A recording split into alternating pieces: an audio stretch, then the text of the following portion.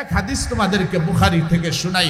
আসরাফা রাজুলুম মিন বনি ইসরাঈল আলা নাফসি। বনি ইসরাইলের এক ব্যক্তি ছিল, সারা জীবন গুনাহ করছে, পাপ করছে, জিনা করছে, নেশা করছে, অন্যায় করছে, অপরাধ করছে।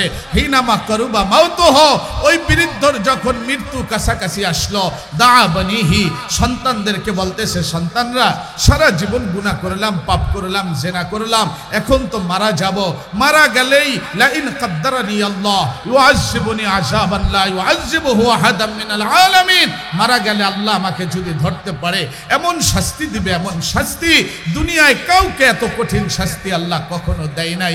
সন্তানরা বলল, বাবা আল্লাহর শাস্তিকে এত ভয় পাও, এত গুনাহ করলা, তো এখন আমরা করবোটা কি?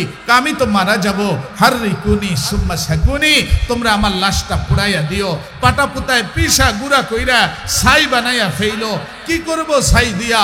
অর্ধেক নিয়া সমুদ্রে চলে যাইও। হিনামা ইয়াতিয়াল মাউজ বাদাল মাউজ, সমুদ্রে যখন ঢেউ আসবে অর্ধেক ছাইকে সমুদ্রের ভিতরে ফেলাইয়া দিও, বাকি অর্ধেক ছাই নিয়ে শুকনো জায়গায় এসো। হিনামা ইয়াহাব্বুর রিয়াহ, যখন প্রবল বেগে বাতাস প্রবাহিত হবে, বাতাসের সামনে দাঁড়ায়া আমার অর্ধেক ছাই উড়াইয়া দিও। বাবা এই কাজ কেন করব, কেন করব?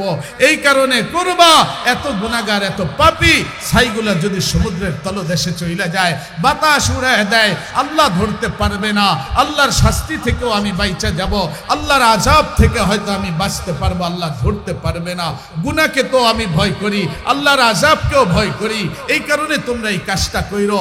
ঠিক এই লোকটা মারা গেল, সন্তানেরা আগুনে পুড়ায় দিল, পাটা পুতায় পিসা অর্ধেক সমুদ্রে ভাসায় দিল, বাতাসে উড়ায় দিল।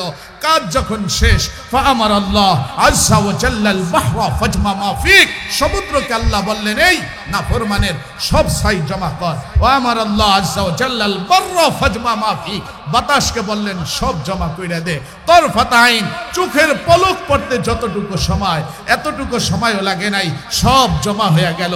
ফাখালাকাল্লাহ আযযা ওয়া জাল্লা খালকান আখার, ওই ছাই থেকে আল্লাহ তাআলা এই ব্যক্তিকে দ্বিতীয়বার সৃষ্টি করলেন। আরে এক ফোঁটা পানি থেকে যদি আল্লাহ মানুষ বানাইতে পারে, বানানো ছাই থেকে কি আল্লাহর জন্য বানানো বড় কঠিন কিছু না? ওইখান থেকে বানাইলো। সৃষ্টি হওয়ার পরে আল্লাহর সামনে দাঁড়ায়া ফাকাদা ইয়ারতাইদ বাদা রুয়াতিল্লাহি মিন খাশিয়াতি, আল্লাহকে দেখা এবার ভয়ে কাঁপতে আসে। আল্লাহ বলে, এখন কাঁপো কেন না ফরমান? আল্লাহ তোর ভয়ে কাঁপি। আমার ভয় কেন? আল্লাহ গুনাহ করছি, এখন তো তুমি আমাকে ধইরা ফেলাবা, তো এত গুনাহ করছো, আমার আযাবের ভয় যদি তোর থাকে, মারা যাওয়ার আগে হাত উঠাইয়া তওবা করলি না কেন? আল্লাহ কেমনে করি? কাইফা আরফা ওয়াজহিয়াল মুসাওয়াদ ইলা আরশিল জালালি ওয়াল ইকরাম, ও আল্লাহ তোর আরশের দিকে আমার গুনার চেহারাটা আমি কেমনে উঠাই? লজ্জায় উঠাইতে পারি নাই, সারা জীবন তোর নাফরমানি কইরা আবার তোর কাছে আইসা কেমনে মাপ চাই? কিন্তু তোমার আযাবের ভয় তো অন্তরে ছিল, ওইটা থেকে বাঁচার কারণে এই নির্দেশ সন্তানদেরকে দিয়েছিলাম। আল্লাহ বলে, ইন্নী আলিমুম বিযাতি সুদূর, অন্তরের খবর রাখি, যা, যদিও তোর নির্দেশ ছিল পাপের, সারা জীবন করছিস গুনাহ, মৃত্যুর সময় আমার শাস্তির ভয় শুধু তোর অন্তরে থাকার কারণে, আনা গফারতু যুনুবাকা কুল্লা, আমি আল্লাহ তোর জীবনের সব গুনাহকে মাফ করে দিলাম। জিবরাইল যখন রাসূলকে এই হাদিস শুনাইলেন, এটা হলো মুসার উম্মতের ঘটনা, নবীকে শুনানোর পরে হাত উঠায়া বলল, ও আল্লাহ, মুসার উম্মতের যদি এই ফয়সালা হয়, আমার উম্মতের কি ফয়সালা? আল্লাহ শুনাইলেন, মুসাল মুরিদ ওয়া আনতাল মুরাদ, ও নবী মুহাম্মদ, মুসা আমার উদ্দেশ্যের পিছনে দৌড়ায়, আমি আল্লাহ তোমাকে রাজি করার পিছনে দৌড়াই। ওয়ালা সাউফা ইউতিকা রাব্বুকা ফাতারদা, নবী মুহাম্মদ, আমি তোমাকে এত দিব যে আমি আল্লাহ তোমাকে রাজি করায় দিব। এরপরে আল্লাহ জানায় দিলেন, ও নবী মুহাম্মদ, উম্মতকে জানায় দিও, ফালাম্মা তায়াক্কানতা বিল বাওয়ার ওয়া জানানতা আন্নাকা মিন আহলিন নার, গুনাহ কইরা যদি তোমার উম্মত মনে করে ধ্বংস হয়ে গেছি, জাহান্নামী হয়ে গেছি, আমার কাছে তওবা করতে পারে নাই, মনে মনে শুধু নিজে ভয় করতেছে, হায়রে তায়াক্কানতা বিল বাওয়ার, আমি তো ধ্বংস, ওয়া জানানতা আন্নাকা মিন আহলিন নার, আমি তো জাহান্নামী, আমি তো গুনাহগার, এতটুকু ভয় যদি তোমার উম্মতের অন্তরে থাকে, মানাহতু ইলাইকা রিদওয়ানি, যখনই তার ভিতরে এই অনুভূতির জাগ্রত হবে, আমি আল্লাহ তার উপরে রাজি হয়ে যাব।